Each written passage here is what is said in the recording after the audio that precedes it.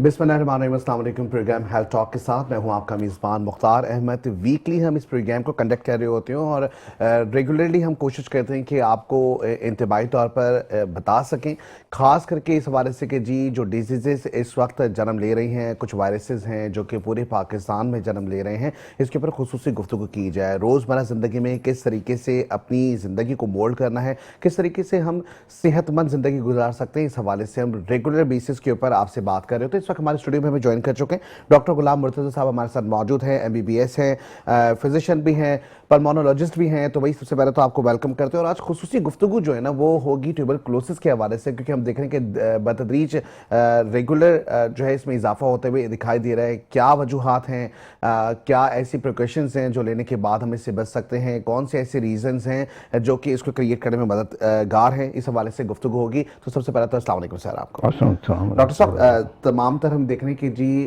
अब जो डिजीज़ आ रही हैं वो तो बड़ी अलग है। वायरल डिजीज़ का जो है ना वो सिलसिला अब देख रहे हैं, मंकी पॉक्स है, दीगर बीमारियां जो कि आ रही हैं सुबह से, जिसकी तादाद भी बढ़ती हुई दिखाई दे रही है। लेकिन ऐसे में ट्यूबरकुलोसिस की तादाद में भी इजाफा हो रहा है। रीजंस क्या क्या हैं, क्यों इस तरह ट्यूबरकुलोसिस हो जाती है? क्या ये भी कोई वायरस है या परमानेंटली कोई ये डिजीज़ है? अस्सलाम वालेकुम। वालेकुम अस्सलाम। हाज़रीन नाज़रीन सबको सलाम मेरा। पहले तो मैं शुक्र अदा करता हूँ अल्लाह तबारक व तआला का कि उन्होंने ये मौका दिया कि मैं आपके साथ अपना एक्सपीरियंस 40 साल का जो है वो शेयर कर सकूँ माशाल्लाह। इस बीमारी के हवाले से, ट्यूबरकुलोसिस के हवाले से। ट्यूबरकुलोसिस तपेदिक सिर, ये एक ऐसी बीमारी है, एक बैक्टीरिया है जो माइकोबैक्टीरियम ट्यूबरकुलोसिस से फैलती है और ये क्यूरेबल है अगर इसका एक ट्रीटमेंट फुल 6 माह का किया जाए। आजकल हम 6 माह का ट्रीटमेंट करते हैं, तो ये जो है बिल्कुल 100% क्यूरेबल। क्यूरेबल का मकसद ये है कि आपने 6 महीने दवा खा ली, आपने उसको हम डिटेक्ट करते हैं, स्पूटम आखिर में टेस्ट कराते हैं और उसमें नेगेटिव हो जाते हैं जरासीम और हम उसको क्योर डेबिट कर देते हैं। तो हम तो लोगों से कहते हैं कि अल्लाह तबारक करके आपको टीबी हो, टीबी क्यों क्यूरेबल है, वायरस क्यूरेबल नहीं है, दूसरी और भी बीमारी कम्युनिकेबल डिजीज नहीं है। और ये जो है एक जरासीम है ट्यूबरकुलोसिस, माइकोबैक्टीरियम ट्यूबरकुलोसिस, इसका साइज बहुत कम होता है, वो एक ड्रॉपलेट इन्फेक्शन के जरिए फैलती है। एक आदमी अगर छींकता है या खांसता है कभी करता है तो एक अंदाजे के मुताबिक जो इंटरनेशनल स्टडी 350 माइकोबैक्टीरियम बाहर आते हैं। और दूसरी बात ये, अगर वो जोर से खांसेगा करके वो 3000 हो जाएंगे। और ये एयरबॉर्न है, एयर अगर उसने हाथ रख दिया या ऐसे कर दिया या जो है रुमाल रख दिया या टिश्यू पेपर रख दिया तो उसमें लग जाएंगे, हाथ में लग गए, आपके कोनी में लग गए, आपके टिश्यू पेपर लग गए, तो वो खतरनाक नहीं। खतरनाक तो वो है कि जैसे हम यहाँ पे क्लोज इसमें सर्कुलेट बैठे हूँ, यह वेंटिलेशन है ही नहीं, एयर क्रॉस वेंटिलेशन होनी चाहिए। तो उससे वो जो जरासीम खड़े हुए हैं ना, सस्पेंड जो कर रहे हैं, वो खतरनाक होते हैं। वो आपने इन्हें किए, आपके फेफड़ों में चले गए, एक प्राइमरी वो फोकस बना देते हैं, उसको हम कहते हैं कॉन कॉम्प्लेक्स, मेडिकल हमारी टर्म में। वो बैठ गया 5 साल 10 साल 20 साल। जब भी आपका इम्यून सिस्टम कम होगा, ये कुव्वत मुदाफ़त कम होगी, तो वो फिर फले फूलेंगे। और इनके फलने फूलने की यानी कि इस तरह से ही कि बिजली होती है कि आज 1 है, कल 2 होंगे, फिर 4 होंगे, 6 होंगे, 8 होंगे, डबल होती रहती है। तो उसमें क्या है कि ये महीने में वो लाखों की तादाद में चले जाते हैं। ठीक है, इम्यूनिटी की आप बात कर रहे हैं तो मुझे बताइए कि इम्यूनिटी सिस्टम को बेहतर बनाने के लिए क्या किया जाए? सबसे इम्यूनिटी बेहतर, सबसे बेहतर कि हम अपनी जो रूटीन के जो टाइमिंग है ना, वो उसको रेगुलेट करें कि हमने खाना किस वक्त है, सोना किस वक्त है, उठना किस वक्त है। तो ये जो इशू बहुत ज़्यादा कॉमन होते जा रहे हैं, हम देख रहे हैं कि लोग जो है वो सोशल लाइफ ज़्यादा गुजार रहे होते हैं, लाइक सेलफोन का इस्तेमाल सबसे ज़्यादा हम देखने आ रहा है, जिसकी वजह से लोग रातों में सोते नहीं हैं। तो ये भी एक वजह हो सकती है। हाँ बिल्कुल, इम्यून सिस्टम को कर सकती है। जो हम रातों को नींद नहीं आ रही हो, जो है सोशल मीडिया पे लग गए, फेसबुक पे लग गए, यूट्यूब पे लग गए, फलां पे लग गए, टाइम 4-5 बज गए, 2-3 बज गए, तो वो इम्यून सिस्टम कम हो जाता है। ठीक है। अच्छा, इसके लिए हम अभी देखते हैं कि मुख्तलिफ जो है वो दवाइयाँ दस्तियाब हैं अब मार्केट्स में। लोग ये कहते हैं कि जी भाई किसी किस्म किस तरह के कैप्सूल खा लें या विटामिन की गोलियाँ खा लें, ये सही है या वाकई में हमें जो है वो खुद से सेहत को अच्छा रखने के लिए, खास करके हम कहें कि अगर ऑर्गेनिक तरीके से अपने आप को अच्छा रखना तो हमने अपनी नींद के साइकिल को बेटर करना होगा? बिल्कुल, नींद के साथ और उसके खाने आपके घर के होने चाहिए, ताज़ा, चाहे वो दालें हो, चाहे सब्जी हो, चाहे गोश्त हो। ये जो फ्रीज किए होते हैं ना, जो फ्रीज किए होते हैं वो खाने में केमिकल फ्रोजन जो होती है, आप कह रहे हैं कि वो, या वो गजाएं जो कि डब्बे टिन पैक होती हैं उससे इज्तनाब करना चाहिए, ताकि हम जो है वो खास करके अगर ताज़ा गजाएं लेंगे, ताज़ा सब्जियां लेंगे तो वाकई में हमारा इम्यूनिटी सिस्टम जो है वो बेटर हो सकता है। अच्छा, नेक्स्ट जो दूसरा सिलसिला है, क्योंकि बैक्टीरिया की आपने बात की, दीगर और भी बैक्टीरियाज होते हैं, तो ये सबसे ज़्यादा तेज़ी से अटैक करता है? जी हाँ, ये जो है एक बहुत पुराना बैक्टीरिया है, और ये तो इनके एक जो रिसर्च ये भी आई थी कि चांद पे भी पाए गए। अच्छा। और दुनिया के हर हिस्से में है, और ये जो है डिजीज कॉज करता है माइकोबैक्टीरियम ट्यूबरकुलोसिस। सबसे ज़्यादा लंग को मुतासर करता है 80%। ठीक। और दूसरे जिस्म के हिस्से जितने भी हैं उनको 20% इफेक्ट करता है, कि आपके दूध हो गए, आपके दिल हो गया, आपका यानी कि जो है वो गुर्दे हो गए, आपके यानी कि जो हड्डियाँ हो गई, अगर यानी कि जो है वो और पेट की टीबी हो गई, हर किस्म की टीबी मैंने देखी है। अच्छा, ये किस एज के लोगों को ज्यादा इफेक्ट करता है? क्योंकि हमने देखा कि जो बूढ़े बड़े जो होते हैं उनको ज्यादा तेजी से इफेक्ट कर रहा होता हाँ, है। दो चीज़ या बच्चों में भी ये चीज पाई जाती है? हाँ, बच्चों में भी इम्यून सिस्टम कम होता है, प्रेगनेंसी में इम्यून सिस्टम कम होता है, और जो है ओल्ड एज और कोमोर्बिडिटी जितनी भी हैं, चाहे वो कैंसर हो, पेशेंट डायलिसिस पे हो, या किसी भी किस्म की डायबिटीज मेलाइटिस जिसमें शुगर हो रही है, उन लोगों को ज़्यादा यानी कि उनका इम्यून सिस्टम कम होता है, उनको लोग ज़्यादा इफेक्ट करते हैं, और उनको कोई अलामत बड़ी देर से आती हैं। इसका यानी कि जल्दी से जल्दी यानी कि जो है इसका डिडक्शन रेट करना चाहिए, यानी कि ज़्यादा से ज़्यादा जल्दी से जितना जल्दी मालूम होगा उतना ज़्यादा इसका ट्रीटमेंट होगा, उतने नुकसान पोस्ट कॉम्प्लिकेशन कम से कम होंगी। ठीक है, आपने बात की प्रेग्नेंट खवातीन के हवाले से। अगर प्रेग्नेंट किसी खातून को जो है वो ये बीमारी हो, तो क्या उसको सबसे पहले उसका इलाज करवाना चाहिए, या तो फिर ऐसा तो नहीं है कि अगर इलाज नहीं करवाया तो बच्चे में मुंतकिल हो जाएगी? हाँ बिल्कुल, बच्चे में मुंतकिल होती है। रातें बातें ब्लड के जरिए जो है वो जा रही हैं एक दूसरे को, वो उनको इफेक्ट कर रही हैं, वो बच्चे को भी इफेक्ट करती हैं। आप टीबी की दवाएं लें, टीबी की 6 महीने का कोर्स पूरा करें, और उसको कोई भी प्रेगनेंसी में बच्चे को कोई नुकसान नहीं होगा। हाँ, कुछ दवाएं हैं उनको हम मना करते हैं, जैसे स्ट्रेप्टोमाइसिन है, केनामाइसिन है, जो मुख्तलिफ फॉर्मूले ऐसे ये जो कुछ चीज़ें इनको बंद करते हैं। बाकी दूसरी टीबी की दवाएं रिफेम्सिन, आइसोनियाजिड, इथेबिटॉल, पाराजिनोल, वो कहते हैं कंटिन्यू करें। ठीक है, लेकिन मैं ये बात बताना चाहूंगा कि डॉक्टर साहब इस वक्त यहाँ टैबलेट्स बता तो रहे हैं, लेकिन इसका मतलब ये नहीं है कि जी इन्हीं टैबलेट्स को इस्तेमाल करना है। आपने सबसे पहले जरूरी है, हमारे यहाँ बड़ा एक मिसकंसेप्शन है, वो ये है कि लोग जो है वो पहले खास करके जो है वो दवाओं का इस्तेमाल किसी भी वेबसाइट से, किसी भी सोशल मीडिया से उठा के इस्तेमाल करना शुरू कर देते हैं। लेकिन मेरे ख्याल से सबसे पहले कंसल्ट करना बहुत जरूरी है कि जब तक कि आप अपने डॉक्टर को दिखाएंगे नहीं, उससे मशवरा नहीं करेंगे, तिब्बी तौर पर पूरा मुआयना नहीं करवाएंगे, तब तक ये आपका डॉक्टर ना जांच ले कि आपकी एज क्या है, क्या क्या चीजें और हैं जो फैक्टर्स अफेक्ट करें, तब तक ये चीज नहीं हो सकती। बिल्कुल ऐसा ही है, क्योंकि under the supervision of health care provider बहुत जरूरी है। डॉक्टर का अपने आप पे तो ये नहीं करेंगे, एक मतलब आपने टीबी हो गई, 6 महीने दवा खाई, खत्म हो गई।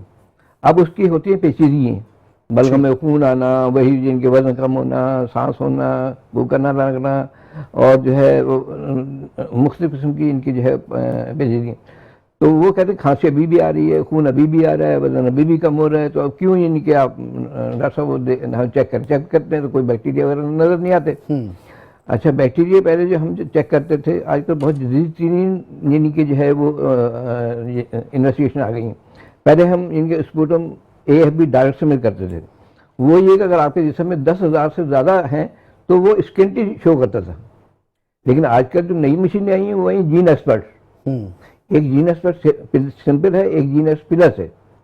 उसमें एक तो ये बताते हैं कि इनको टीबी है, अगर आप 1000 से भी कम आपके जिस्म जीरासीम होंगे ना तो फौरन डिटेक्ट करेगी और कहेगी डिटेक्टेड, MTB डिटेक्टेड, या तो और इससे ज़्यादा। और अभी जो अभी यहाँ पे पाकिस्तान में मशहूर नहीं हुई, वो सलाइवा स्वाब कहते हैं, कि सलाइवा मुंह के अंदर जो होता है ना, या इसका इनके वो दे के एक इनकी जो है स्वाब, उसको आप टेस्ट करें।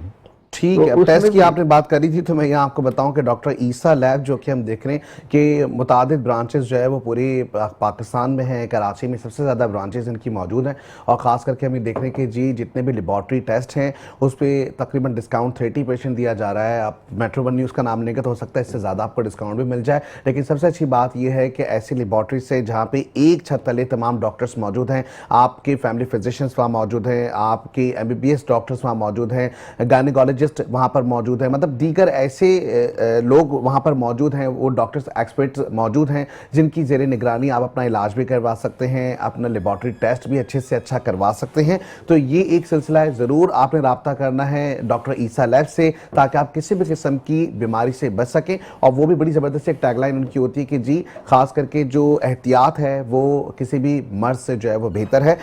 डॉक्टर साहब जाहिर है डॉक्टर ईसा लैब में भी इस तरह के लेबॉर्ट्री टेस्ट हो रहे हैं, लोग बड़ा घबराते भी हैं कि हम टेस्ट नहीं करवाएंगे, कहीं नेगेटिव ना आ जाए, कहीं पॉजिटिव ना आ जाए, तो ऐसे जो पेशेंट है उनको क्या मशवरा देंगे?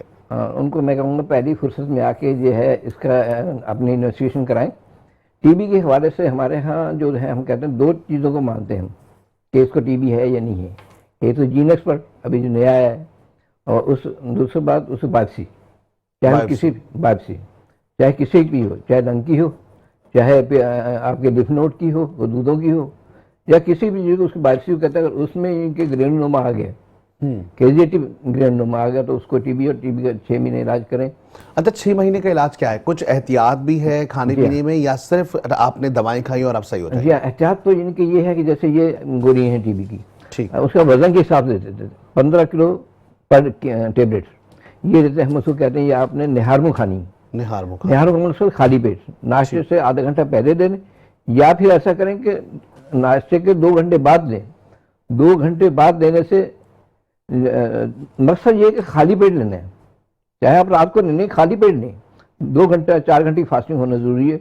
इसका मकसद ये खाली पेट लेंगे जितनी भी दवा होगी वो आपके मैदे में जाएगी और पूरी एब्जॉर्प्शन ज़्यादा से ज़्यादा 24 घंटे में एक ही मरतबा खानी है दवा। ठीक, चल ये एक अच्छी चीज़ है कि जी 24 घंटे में एक बार खानी। अच्छा, अगर किसी शख्स ने नींद पूरी ना की भी हो, सुबह तक उठा हुआ है, अब वो कहे भाई अब तो मैं सोने के लिए जा रहा हूँ, उससे पहले वो खाना चाहे तो खा सकता है। खाली पेट है ना, खाली पेट कैसे होगा? रात भर तो वो आपको पता है आजकल का जो दौर है, बच्चे हम देखते हैं रात भर तो खाना पीना रात भर होता है, दिन में तो कुछ नहीं खा रहे होते, रात भर लोग खा रहे होते हैं। आप सही कह रहे हैं कि लेकिन ये 4 घंटे की फास्टिंग तो होनी चाहिए। 4 घंटे, अगर 4 घंटे फास्टिंग है फिर वो खाएगा, अगर 4 घंटे नहीं है तो फिर आप छोड़ दें, फिर आप सो जाएं, आराम करें, फिर सुबह उठ के ठीक है। वरना दवाई असर नहीं करेगी, दवाई असर नहीं करेगी, मतलब मैक्सिमम एब्जॉर्प्शन नहीं होगी। अब गट के अंदर जो हमारी यानी कि जो है गज़ा की नाली है उसमें जाएगी, फिर वो गट में जाएगी, वहाँ एब्जॉर्ब होगी ड्यूडेनम में, फिर वो लीवर में जाएगी, फिर हार्ट में जाएगी, पूरी बॉडी में वो सर्कुलेट करेगी। तो वो यानी कि टाइम से खाली पेट खाना ज़रूरी है।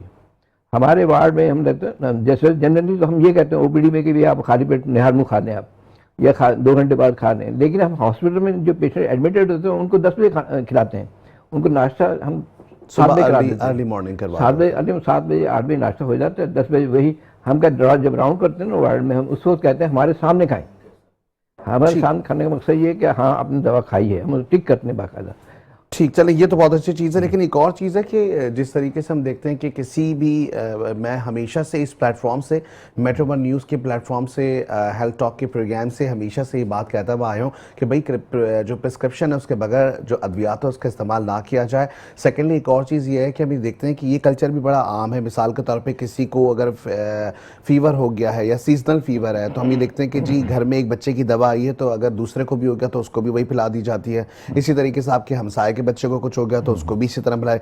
अब अगर ट्यूबरकुलोसिस का कोई मामला होता है, जिस तरह आप अभी टैबलेट दिखा रहे हैं कि जी ये टैबलेट है और वजन के हवाले से आप बता रहे हैं कि जी 15 किलो का होगा तो एक टैबलेट आपने खानी है, तो जाहिर मैं चाहता हूँ कि लोगों को ये पता चले कि कितना ज़्यादा जरूरी है कि प्रिस्क्रिप्शन के बगैर आपने किसी किस्म की कोई टैबलेट इस्तेमाल नहीं करनी। प्रिस्क्रिप्शन के लिए यानी कि जिस तरह है वो बहुत ज़रूरी है प्रिस्क्रिप्शन का, क्योंकि under the supervision of the physician नहीं हेल्थ केयर प्रोवाइडर, उसके सुपरविजन में आप दिखा रहे हैं। हाँ आम से अगर आप यानी कि मोशन लग गए, आपने निमकोड दे दिया, एक कॉमन सी चीज़ है। आपको बुखार हो गया, आपने कार्बोल सिरप दे दिया बुखार के लिए, वो एक नॉर्मल चीज़ है। ब्रोफेन सिरप दे दिए दर्द के लिए, वो एक नॉर्मल कॉमन चीज़ तो इस्तेमाल करते हैं। लेकिन टीबी की दवाएं बगैर डॉक्टर की प्रिस्क्रिप्शन के बगैर आप इस्तेमाल ही नहीं कर सकते। आप नेट पे जाएं, नेट पे पढ़ें। हमारे पास बहुत से पेशेंट आते हैं, आजकल तो बहुत अवेयरनेस हो गई, तो नेट पे लोग पढ़ के आते हैं, आके बैठ के डिस्कस करते हैं। तो हम उससे डिस्कशन के बाकायदा स्टेप बाय स्टेप जवाब देते हैं। भाई प्रिवेंशन बहुत ज़रूरी है। आपके बलगम में जरासीम में आ रहे हैं, मास्क लगाए पहने, मास्क बहुत ज़रूरी है। मास्क अगर आप नहीं पहनेंगे तो आपको यानी कि मसला करेगी फिर बहुत ज़्यादा। और दूसरी बात ये है कि अगर मास्क पहनेंगे, ऐसे अगर हाथ कर दिया, मास्क नहीं तो ऐसे हाथ कर दिया, ऐसी को नहीं कर दी, या किसी तरह भी है अगर मास्क पहने, मास्क को आपने उसको डिस्पोज ऑफ करना है, डिस्पोज करना है, उसको बर्न करना है। मास्क में भी जरासीम आ जाते हैं। ठीक। और अब ये घर में एक और बात करूँ, घर में जिस बच्चे खेल रहे होते हैं ना, तो भाई बड़ा है, कोई अम्मा है या वालिद साहब है या वालिदा, वो अपना मास्क पहन के बैठी हुई हैं, उसने उठा के रखा, बच्चे उसमें वो मुंह को लगा लेते हैं, और ये गलत है। ठीक है। अच्छा, मास्क कभी कि रीयूज नहीं होना नहीं, चाहिए? रीयूज नहीं होना चाहिए मास्क का, एक मतलब किया उसे डिस्पोज। अब वो जो N95 मास्क आया था, आप उसको किस तरीके से देखते हैं? वो सबसे अच्छे है। वो सबसे अच्छा। हम कहते हैं वो भी एक ही बार इस्तेमाल करना है या उसको बार बार इस्तेमाल कर सकते नहीं, बार बार नहीं, एक ही दफा, हैं? एक ही दफा एक ही दफा करें, एक ही दफा इस्तेमाल करें। नहीं गंदा हो जाए तो आप दूसरा चेंज कर दें, आप उसको आपकी नहीं कि उसमें मतलब मास्क वो जो है और ज़्यादा केमिकल या और डस्ट वगैरह उसको भी रोकता है। ठीक। अच्छा, खाने पीने में क्या एहतियात करनी चाहिए अगर इस तरह का कोई मरीज होगा? तो क्या तेल वेल का इस्तेमाल खत्म कर दिया जाए? तली हुई चीजों हम इनके जो है ना ऑयली चीज़ें इनको मना करते हैं कि आप खाएं सब कुछ, दाने खाएं, सब्जी खाएं, गोश्त खाएं सब, लेकिन तली हुई नहीं खाएं। तली भी कोई चीज ना खाएं। बड़ा गोश्त, छोटा गोश्त, ये तला हुआ जो है ना, ये घी फ्राई, खाने को सब कुछ खाएं, पकौड़े, दालें, समोसे, सब्जियां, सारी चीजें खा सकते हैं। हाँ, वो खा उबाल के खाएं, बॉयल करके खाएं। बॉयल ठीक है जी। खाने पीने की बड़ी एहतियात की ज़रूरत है। ट्यूबरकुलोसिस के वो मरीज है जो हमारे यहाँ प्रोग्राम देख रहे हैं, जिनको अगर इस तरह की कोई अलामात हैं तो उन्होंने खास करके परहेज करना है। यहाँ वक्त एक ब्रेक का, हम ब्रेक पे जाएंगे, वापस आते जुड़े रहें, देखते रहें खुसूसी प्रोग्राम जिसका नाम है हेल्थ टॉक। Welcome back. एक बार फिर खुश आमदीद करेंगे अपने प्रोग्राम हेल्थ टॉक में। हमारे साथ डॉक्टर गुलाम मुर्तज़ा साहब मौजूद हैं और इस वक्त बड़ी इंपॉर्टेंट गुफ्तगू का सिलसिला जारी है ट्यूबरकुलोसिस के हवाले से, जिसे आम ज़बान में टीबी भी कहा जाता है। अच्छा जी डॉक्टर साहब, जिस तरीके से हम बात कर रहे थे, हमने कहा जी मेडिसिन का भी इस्तेमाल कर सकते हैं, 6 महीने का कोर्स भी हो जाएगा। इसके अलावा कौन कौन सी एहतियात हैं? मिसाल के तौर पर खाने पीने की एहतियात क्या होनी चाहिए, इसके बारे में बताइएगा। और दूसरा ये कि क्या ये कॉन्टैक्ट स्क्रीनिंग से के ज़रिए फैलता है? मिसाल के तौर पर अगर किसी शख्स को घर में किसी एक शख्स को ये बीमारी लाहक है, तो क्या ऐसा है कि दूसरा शख्स जो है वो उससे मुतासिर हो सकता है? जी हाँ, आपने 2-3 सवाल इकट्ठे कर दिए, मैं एक एक करके उसका जवाब दे दूंगा। ये खाने पीने वाली जो चीज़ बात करते हैं वो तो मैंने बताया कि ये नशे आवर चीज़ें, सिगरेट, पान, तम्बाकू, नस्वार, गुटखा, मैनपुरी, मावा, ये सब इम्यून सिस्टम कम करते हैं। इसको मेहरबानी करके उसको कहें ये स्टॉप कर दें। और जो है खाने पीने में ऑयली चीज़ें ना खाएं पहले 2 महीने का। स्टॉप तो हमेशा के लिए कर दें। तंबाकू नोशी हो गया या छालिया हो गई या ये गुटखा मावा जो होता है, इसको तो हमेशा के लिए बंद कर देना चाहिए। खास करके ये नहीं कि जी आप अगर बीमार है तो उस वक्त आप इनटेक ना करें फिर बाद में कर लें, ऐसा नहीं है। जिंदगी भर के लिए इससे इज्तनाब करें। बिल्कुल, ये तो बहुत अच्छी चीज़ है कि जो है उनको दीजिए। अच्छा, दूसरा आपने बताया कि ये आप फैलती है एक दूसरे से, एयरबॉर्न इन्फेक्शन है। पेशेंट को आइडियली होना चाहिए कि आइसोलेशन करना चाहिए। आप टीबी सेंटोरियम में जाएं, ओझा में जाएं, मरी में जाएं, कहीं और जाएं, वहाँ पे आइसोलेशन कर देते थे पहले, लेकिन जब ट्रीटमेंट आ गया तो वो ट्रीटमेंट घर पे भी कर सकते थे। और दूसरी बात ये कि जो पेशेंट है वो एहतियात करे, वो मास्क पहने, वो यानी कि अपने आप को बच्चों से अपने आप को खुद दूर भी रखें ना। हाँ, बच्चों को जिनका इम्यून सिस्टम कम है उनको दूर होना चाहिए। लेकिन जो भी साथ रहते हैं, माँ बाप, बहन भाई, चाचा मामू, ताया नाना दादा, जो भी उसके साथ जो उसको साथ रहे, उनकी कॉन्टेक्ट स्क्रीनिंग होनी चाहिए। स्क्रीनिंग में फिर जो है स्क्रीन करके हम ये देखेंगे कि उसको टीबी है या नहीं है। अगर है तो उसको टीबी का पूरा इलाज कराया जाए, अगर नहीं है तो उसको हम दवाएं देते हैं PPT.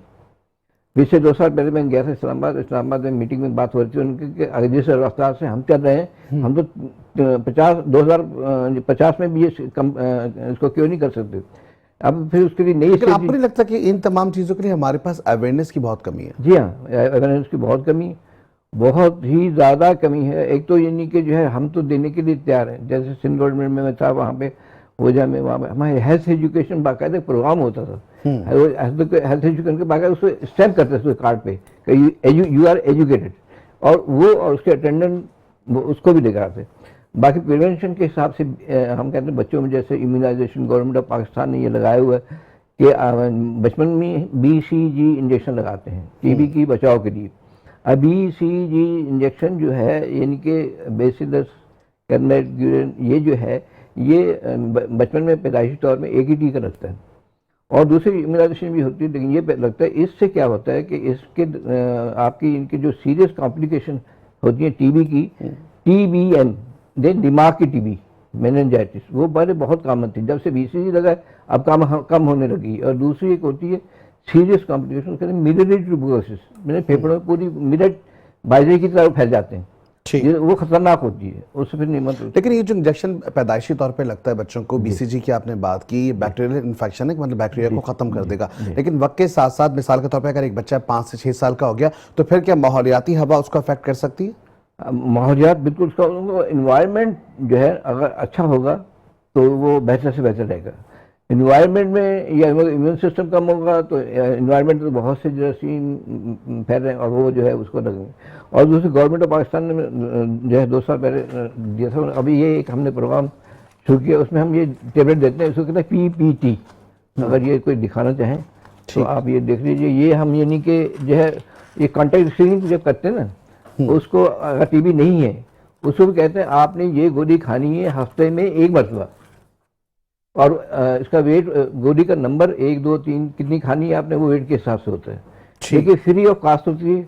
Government of Pakistan province TB control programme ये इनके हमें प्रोवाइड करता है, NGOs हैं वो भी हमें प्रोवाइड करती हैं, हम पेशेंट को देते हैं, पहले उसको एजुकेट करते हैं, फिर उसको समझाते, फिर कहते हैं हफ्ते में 1 मरतबा खानी है, और जो है 3 महीने 12 हफ्ते, सिर्फ 12 हफ्ते का कोर्स है। ठीक है, 12 हफ्ते का कोर्स है, लेकिन ये कि इसके लिए पहले अवेयरनेस सेशन होना ज्यादा जरूरी है। जब तक अवेयरनेस सेशन नहीं होगा तब तक कि आप इस तरह की दवाएं इस्तेमाल नहीं कर सकते, राइट? ऐसा ही।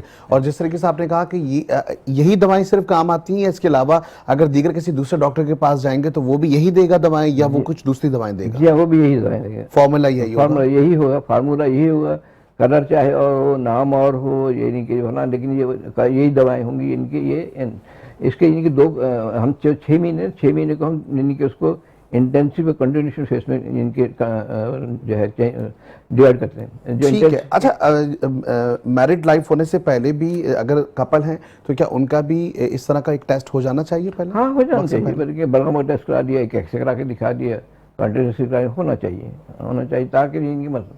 बहुत से लोग कहते हैं कि जनाब इसको ये ऐसे बीमार रहता है या कमज़ोर है या दिमाग की बीमारी है, इसकी शादी कर दें ये सही हो जाएगा। एक्चुअली जो शादी जो करते हैं ना, लड़की हो या लड़का हो, मेरे पास बहुत से यानी कपल ऐसे आते हैं वो 6 महीने में जनाब उनको ये टीबी की फलना फूलना शुरू हो जाती है, वो इम्यून सिस्टम उनका कम हो जाता है, या वो अपने उसमें होते हैं, वो फिर कहते हैं जी वो पहले अगर मालूम होता तो पहले इलाज कर देते हैं, अभी टीबी की मेरी अभी उनके लोगों की तलाश तो बात नौबत पहुँच नहीं, ये तो टीबी की बीमारी है, हम इसे नहीं लेंगे, जब वापस घर करने घर भेज दें या करने।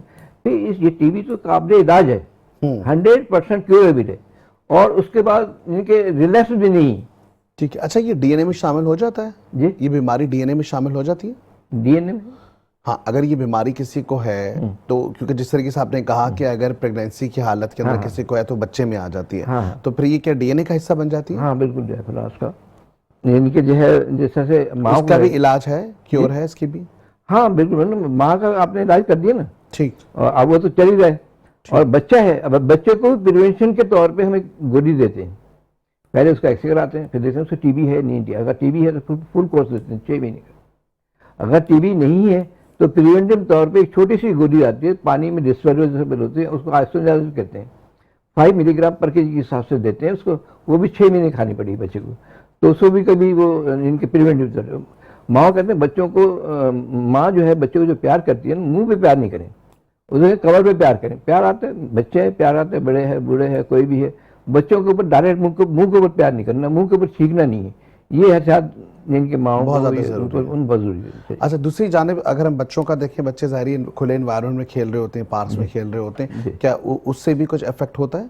अगर कोई वहाँ पे बड़े बुजुर्ग गुजर रहे हैं या वो कै कर दें, हाँ इससे भी इफेक्ट हो सकता है? कै करने से या उससे तो कोई असर नहीं होगा उसका। हाँ, अगर वो डायरेक्ट क्लोज कॉन्टेक्ट में है, जैसे हम यहाँ बैठे हुए हैं, ये फला क्लोज बिल्कुल है, और या हम खांस रहे हैं, चीख रहे हैं, ये हवा में जो फैले हुए हैं, और हम सांस ले रहे हैं, सांस के जरिए नाक के जरिए वो जो फेफड़ों पहुँच गया, एक प्राइमरी कॉम्प्लेक्स बन गया, वो बन के ये इनके जो है वो वहाँ पड़ा रहा।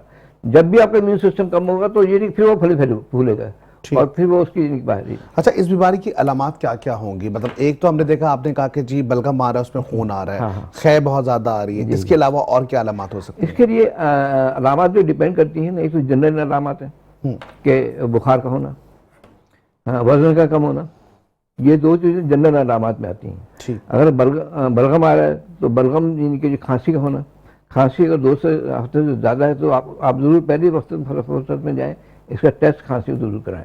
अच्छा, वो जो लोग टोट के बता देते हैं, वो कहते हैं कि जी आपने शहद लिया, उसमें काली मिर्ची डालें, वो खा लें, बस आपका इलाज हो गया। नहीं, ऐसी नहीं, ऐसे इसमें ऐसी कोई चीज़ नहीं, इसमें बड़ी रिसर्च हुई है। हम हर साल कराची में कम से कम 10,000 टीबी के पेशेंट जो है वो क्योर करते हैं। डील कर रहे हैं आप लोग। 10,000 से ज्यादा पेशेंट मतलब हर साल होते हैं। और एक मुझे 40 साल हो गए यहाँ काम करते हुए, आगे साल कमी नहीं हो रही, बढ़ते ही जा रहे अच्छा, हैं। जो 10,000 की आप तादाद बता रहे हैं, ये वो हैं जो मतलब पिछले साल भी शामिल थे, वो भी हैं, या हर साल नए 10,000 आ रहे हैं? जो हमारे पास रिकॉर्डेड है, रिकॉर्डेड बाकी तो फायदे हैं, रिकॉर्डेड हैं। 50 साल का आपको मैं रिकॉर्डिंग करके दे देता हूँ वो जगह, उसमें आपको मिल जाएंगे सब ये आपको जिनकी। ठीक है। अच्छा, जो बाहर की ग़िज़ाएं हैं उसमें भी इस तरह होता है जैसे बाहर ठेले पे वेंडर्स बेच रहे होते हैं, ज़ाहिर बड़े बहुत सारी चीज़ें ऐसी होती हैं जो कि बाहर की पकी हुई होती हैं, क्या उसमें भी उसकी वजह से भी हो सकती है? नहीं, उसका और अलामत हो सकती है, लेकिन जो है और कोई बीमारी हो सकती है, गैस्ट्रोएंटेराइटिस वगैरह हो सकती है। टीबी तो यानी कि आप जहाँ क्लोज, अब अगर वो शख्स है जो कि पका रहा है वो खुद टीबी का मरीज है, ये बात आपने सही कहा, जो पका रहा है कर रहा है उसको वो खांस है, और वहाँ सब चीज़ें उसकी खांसी की वजह आपके फेमस चले की अलग बात है। अभी मेरे पास पेशेंट आया, उसको यानी कि यहाँ पे ग्लूटेड रीजन में यहाँ पे यानी कि उसको एब्सिस हो गई। जब उसको डेन कराई, बायोप्सी कराई तो उसको टीबी थी। मैंने कहा भाई टीबी यहाँ पे कहाँ से पहुँच गई? हाँ, तो फिर ये मालूम हुआ। अच्छा, टीबी जो आप बता रहे हैं, एक तो खै आ रही है उससे टीबी हो रही है, तो टीबी मुख्तलिफ जगहों पे होती है? हाँ, जिस्म के हर हिस्से में हो सकती है, हर हिस्से में हो सकती है। हर हिस्से में। कोई एक ऐसा हिस्सा ये नाखून और बाल के अलावा, बाकी आँख में, दिल में, दिमाग पे, मैदे में। हाँ, तो सबकी ट्रीटमेंट अलग अलग है या ट्रीटमेंट का वाहिद हल ट्रीटमेंट तो यही है? ठीक, एक ही हल है, चाहे वो आपकी गुर्दों में हो जाए, चाहे वो आपके लंग्स में, चाहे वो फेफड़ों में हो। ठीक, ट्रीटमेंट यही होता है। लेकिन ज्यादातर, अच्छा, आपके पास जो मरीज आते हैं, आपने कहा कि 10,000 से ज्यादा का रिकॉर्ड मौजूद है, तो ज्यादातर गले में ही होता है? सीने के ज्यादा होते हैं, 80% ज्यादा होते हैं। 80% ज्यादा होते हैं। इसके अलावा इसके अलावा वजूदों के होते हैं, दिल की होती है, दिमाग की होती है टीबी, और बोन में होती है, स्पाइन में होती है TB, spine, TB abdomen, TB हर जगह सब कोई भी ऐसा पार्ट नहीं है, हर जगह हो सकती है। ठीक है, लेकिन खाने पीने में कुछ तो एहतियात होगी, मतलब सिर्फ ताज़ा खाना खाना है या और भी कुछ एहतियाती तदबीर है? ऐसे खाने खाते वक्त खाना खाएं आप, जैसे मरीज के जो खाना देखो टीबी है वो उसके साथ बैठे खाना खा सकते हैं, लेकिन उसको जब खांसी है तो मुंह पे हाथ रखें, कपड़ा रखें, बस ये बर्तन वगैरह अलग ना रखें, बर्तन अलग अलग करने की जरूरत नहीं है। टीबी में अलग करने की जरूरत, आपके हाथ में लग गए ना, ये कोनी में लग गए, यही हो गए, ये खतरनाक नहीं है। ठीक, खतरनाक नहीं जो हवा में फैले हो और इन्वायरमेंट बिल्कुल वो एयर वेंटिलेशन ना हो। आप टीवी सेंटर में कभी जाएं, देखें, वहाँ पे एयरवेशन बड़े, यहाँ पे खिड़की है, यहाँ पे खिड़की है, यहाँ दरवाजा है। अब यहाँ पे मुझे थोड़ी सी इस बात की नफी नजर आ रही है। एक जानिब आपने कहा कि जी अगर ट्यूबरकुलोसिस के मरीज है तो उनको आइसोलेट कर दिया जाता है। अब आइसोलेट का तो मतलब ये हो ना कि उनका खाना पीना सब कुछ एक तरफ कर दिया। अब आप एक जानिब ये बता रहे हैं कि अगर फैमिली के साथ हैं और अगर किसी को ट्यूबरकुलोसिस की बीमारी है तो भाई वो जो है वो बर्तन भी इस्तेमाल कर ले साथ, तो फिर एहतियात नहीं करनी चाहिए? बिल्कुल सही। आइसोलेशन के हिसाब से हम कहते हैं कि एक वक्त पुराने 50 साल पुरानी बात करो, उस वक्त ये आइसोलेशन कर सकते, टीबी सेंटर में छोड़ाते थे, उसमें आधे लोग मर जाते थे, आधे बच जाते थे। अच्छा, जो बच जाते थे वो उसमें क्या देते थे, मल्टीविटामिन, विटामिन डी दे दी, विटामिन सी दे दी, B12 दे दी, या सनराइज, सन जो है वो रेज, वहाँ हट बने हुए मगर हट में आलू कर देते हैं। आजकल फिर वो जैसे रिसर्च होती रहती है, अभी आजकल बैठ के आप खाना साथ खा सकते हैं, बस मास्क पहन के रखें। मरीज को जो है जरूरी है वो मास्क पहने, दूसरों को जरूरी नहीं है, जो कंट्रेक्ट वाले हैं उनको जरूरी नहीं है, पेशेंट को जरूरी है। अगर उसको बलगम में जरूरत है मास्क पहन के रखें, हर वक्त मास्क पहन के रखें। मास्क पहनने से बहुत से यानी कि बीमारियाँ और भी यानी कि कम हो जाएंगी। ठीक है जी, यही वजह है। अभी देखते हैं कि जी जब बात हो रही होती है अस्पतालों के हवाले से, तो भी कहा जा रहा था कि अस्पतालों में भी बैक्टीरिया और वायरसेस बहुत होते हैं, लिहाजा जो जब भी हम देखते हैं कि जी डॉक्टर्स हजरात भी हैं वो मास्क का इस्तेमाल ज़्यादा कर रहे होते हैं। भाई मास्क का इस्तेमाल आपने ज़रूर करना है अगर आपको इस तरह की किसी भी बीमारी से बचना है। या वक्त एक ब्रेक का, हम ब्रेक पे जाएंगे, ब्रेक से वापस आते देखते रहे हमारा प्रोग्राम जिसका नाम है हेल्थ टॉक।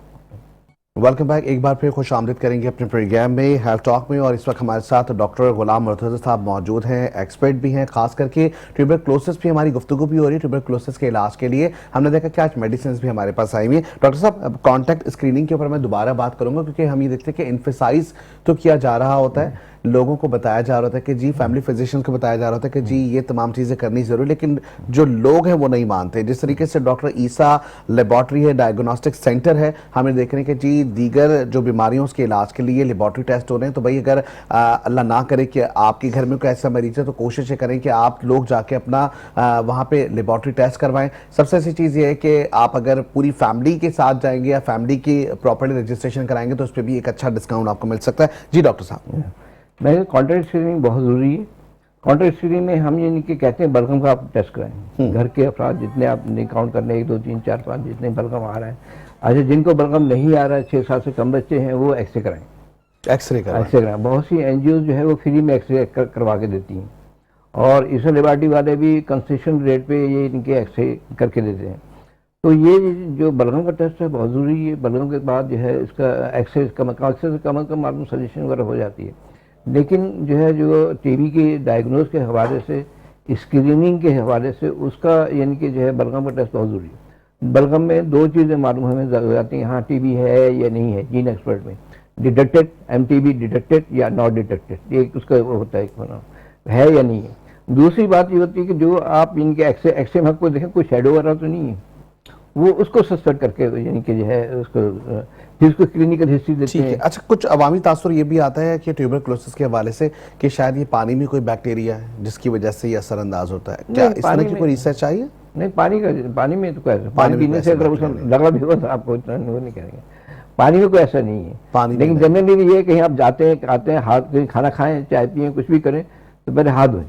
ये जरूरी है कि भाई मैं तो मशवरा ये भी दूंगा जितने भी हमारे नाज़रीन हैं उनको कि भाई बाहर की जो चीज़ें खाने से इज्तनाब करें, खास करके वो चीज़ें जो कि हवा में बनी हुई हैं, मतलब जाहिर है कि ओपन एयर में रखी हुई हैं, या कोई शख्स जो बना रहा है पहले वो देखने की वाकई में सेहतमंद है या नहीं है। क्योंकि हम देखते हैं कि जी मुख्तलिफ बाजार लगे हुए होते हैं जहाँ ठेलों पर चीज़ें बिक्री होती हैं, और मेरे ख्याल से वो भी जो है वो इस ट्यूबरकुलोसिस का जो है वो सबब बन सकती हैं। डॉक्टर साहब ये भी बताइएगा कि जो एजेस के फैक्टर हैं वो कितने अफेक्ट करते हैं? अगर बच्चे को है, आपने कहा 6 महीने इलाज होगा, बच्चा उसका भी 6 महीने इलाज होगा, बड़ा जो है उसका भी 6 महीने इलाज होगा। जी 6 महीने तो आप या कंडीशन पे डाल देते हैं। नहीं, कम वाली ज्यादा वाली बात नहीं। 6 महीने हम दिमाग में डाल दें, 6 महीने 6 महीने 6 महीने, तो 6 महीने का कहने को चाहे बच्चा है, चाहे वो मेल है, फीमेल है, या जो है बड़ा बुढ़ा है, 70 साल का, 80 साल का, ओल्ड एज है, सीनियर से, 6 महीने तो आपने करना है। उसमें 2 फेस होते हैं, इंटेंसिव फेस, उसके लिए ये ट्रीटमेंट गोलियां देते हैं इंटेंसिव फेज में, और जो है 4 महीने फिर दूसरा कंटिन्यूएशन फेज है, उसके लिए इसका साइज आधा हो जाता है और वो फिर 4 महीने हम देते हैं। तो ये जो 6 महीने आप इलाज बता रहे हैं, क्या ऐसा नहीं कि अगर ये जो पहला वाला स्टेज है उसी में अगर किसी की बीमारी सही हो जाती है? हाँ, ये बात आपने बहुत अच्छी कही कि आपकी बीमारी दवा खाने से 3 हफ्ते में सही हो जाएगी।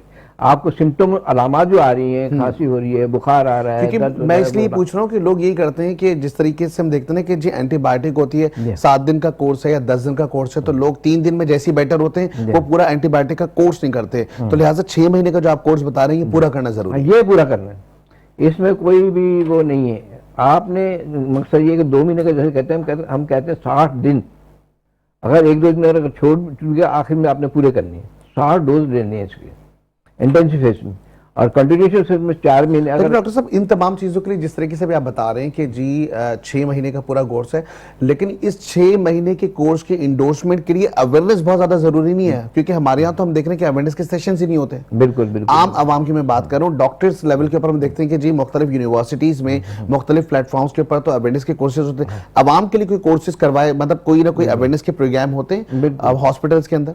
हॉस्पिटल में हमारे यहाँ जिस तरह ओजा है, टीबी के एक अलग सेशन है, वहाँ तो बहुत ज़्यादा होते हैं। ठीक, बाकायदा हम वार्ड में भी करते थे, वार्ड के अटेंडेंस को भी पेशेंट भी आ जाते थे, उसके अटेंडेंस भी आ जाते थे। तो आखिर मुझसे कहते हैं कि डॉक्टर साहब ये हमें पर किसी ने बताया नहीं जैसे फैलती है, अगर आप बताते तो हम इनके, पहले मेरा एक बेटा बीमार हुआ, उसकी इलाज कराया, वो सही हुआ, तो दूसरा बेटा बीमार हो गया, दूसरी बात तीसरा, ये तो कहानी चल रही है।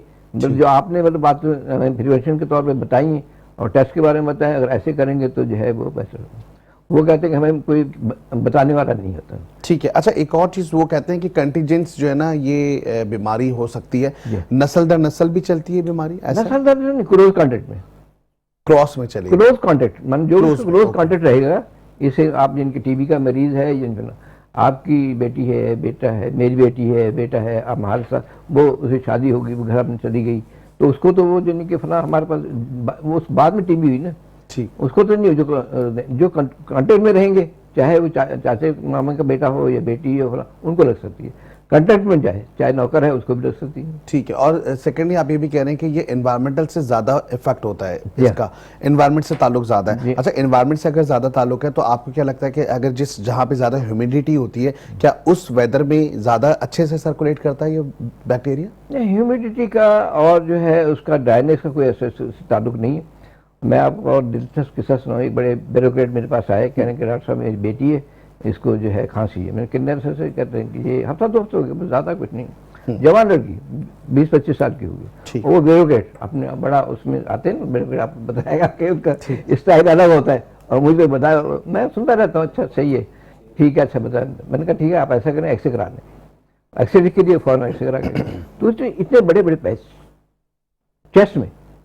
तो मैंने कहा भाई इसको तो ये है। बोलो नहीं डॉक्टर साहब ऐसा हो नहीं सकता, हमारे घर में कभी चीज थी नहीं, ये था वो था। मैंने आपके घर में नहीं थी तो आपको मालिक को होगी, आपके ड्राइवर को होगी। और ड्राइवर में तो गाड़ी क्लोज कंटेक्ट में चलाते हैं ना, और अगर वो खांसा होगा तो वो जीरोसिन तो फैलेंगे, जो भी करीब आएगा उसको रह जाएंगे। फिर उन्होंने आँख से टेस्ट करे, वो सब पॉजिटिव है। फिर वो ट्रीटमेंट किया गया और वो फिर बेहतरीन। चले, मैं चाहूँगा क्योंकि वक्त बहुत ही मुख्तसर सा है और इस वक्त जो है वो हमारी जो ऑडियंस है उनको आप क्या मैसेज देना चाहेंगे, जो हमारे नाजरीन है उनको क्या मैसेज देना चाहेंगे ट्यूबरकुलोसिस के हवाले से, कैमरे पे ज़रा हमें बता दीजिएगा। हाँ, सबसे तो इनके मैं होम टेक मैसेज ये दूंगा कि आप प्रिवेंटिव थेरापी जरूर दें। ठीक। और पेशेंट की इनके ग़िज़ा का ख्याल रखें, हाई प्रोटीन डाइट दें, उनके मास्क फेस मास्क रखें, जगह जगह छींके नहीं, जगह जगह थूके नहीं। अगर थूकना है तो उसको यानी कि जो है गर्दन में थूकने, गर्दन नहीं है तो आप टिश्यू पे थूक देते हैं, या रुमाल लगा लें, रुमाल में थूकने, वो बाद में साफ कर दें उसको, या दम कर दें उसको। मास्क लगाना बहुत ज़रूरी है और प्रिवेंटिव थेरापी लगाना, इसके साथ प्रिवेंटिव उसको कॉन्टैक्ट स्क्रीनिंग बहुत ज़रूरी है। कॉन्टैक्ट स्क्रीनिंग में टीबी है तभी दवा देनी है, नहीं है तभी दवा देनी है। अगर टीबी होगी तो फिर पूरा 6 महीने का उसका इलाज करना पड़ेगा। ठीक है जी, बहुत शुक्रिया डॉक्टर साहब, बहुत नॉलेजेबल ये प्रोग्राम जो कि आज हम देख रहे हैं कि जी ख़ास करके जो ये प्रोग्राम हमारा हेल्थ टॉक है उसकी मदद से आप तक पहुंचा होगा। यकीनी तौर पे कुछ ना कुछ सीखा या समझा ज़रूर होगा। अगर सीखा या समझा तो इस पर अमल करने की अल्लाह ताला हम सबको तौफीक दे। लेकिन इसके साथ साथ मैं जाते जाते फिर एक बार यही कहूँगा कि जी प्रिस्क्रिप्शन के बगैर टैबलेट्स का इस्तेमाल ना करें, एक दूसरे की बातों में ना आए। सेकेंडली एक और चीज़ ये है कि जी खाने पीने में ज़रूर एहतियात कीजिए, बाहर की ग़िज़ाओं के इस्तेमाल से परहेज़ कीजिए, घर की बनी हुई ताज़ा ग़िज़ाओं का इस्तेमाल करें। टिन वाली चीज़ें या डब्बे पैक वाली चीज़ें जो उससे भी शनाब करें। आज के प्रोग्राम में इतना ही। इंशाल्लाह ज़िंदगी हालात नदिया साथ होगी। आपसे फिर मुलाकात, अपना ख्याल रखिएगा। खुदा हाफ़िज़।